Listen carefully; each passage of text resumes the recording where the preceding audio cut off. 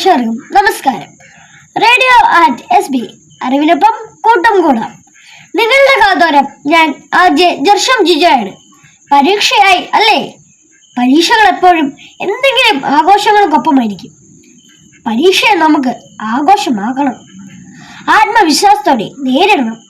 പഠനവും പരീക്ഷയും എളുപ്പമാക്കാനുള്ള വഴികളുമായി റേഡിയോ ആറ്റ് S B നമുക്കൊപ്പം ഉള്ളത് എൽസ ടീച്ചറാണ്. ടീച്ചറിന്റെ വാക്കുകൾ നമുക്ക് ശ്രദ്ധിക്കാം. കവിത, ഉപന്യാസം, ചെറിയ ചോദ്യോത്തരങ്ങൾ, ഫോർമുല, പ്രശ്നങ്ങൾ എന്നിവ ഹൃദ്യസ്ഥമാക്കണം. അധ്യാപകർ പ്രധാനമെന്ന് പറഞ്ഞ പാഠഭാഗങ്ങൾ പ്രത്യേക നിറമുള്ള സ്കെച്ച് ഉപയോഗിച്ച് വരച്ച് നന്നായി പഠിക്കണം. മനസ്സിലാകാത്തവ അധ്യാപകരോടോ മാതാപിതാക്കളോടോ കൂട്ടുകാരോടോ ചോദിച്ച് നന്നായി മനസ്സിലാക്കണം. ഓരോ ആഴ്ചയുടെയും അവസാനം ട്രയൽ എക്സാം എഴുതി പരിശീലിക്കണം. എഴുതിയ പരീക്ഷാ പേപ്പർ ആ വിഷയം പഠിപ്പിക്കുന്ന അധ്യാപകരെ കാണിച്ച് പോരായ്മകൾ വിലയിരുത്തി പരിഹരിക്കണം. നല്ല കൈയക്ഷരമാണോ, വ്യാകരണത്തെറ്റോ അക്ഷരത്തെറ്റോ ഉണ്ടോ എന്ന് കൂടി പരിശോധിക്കുക.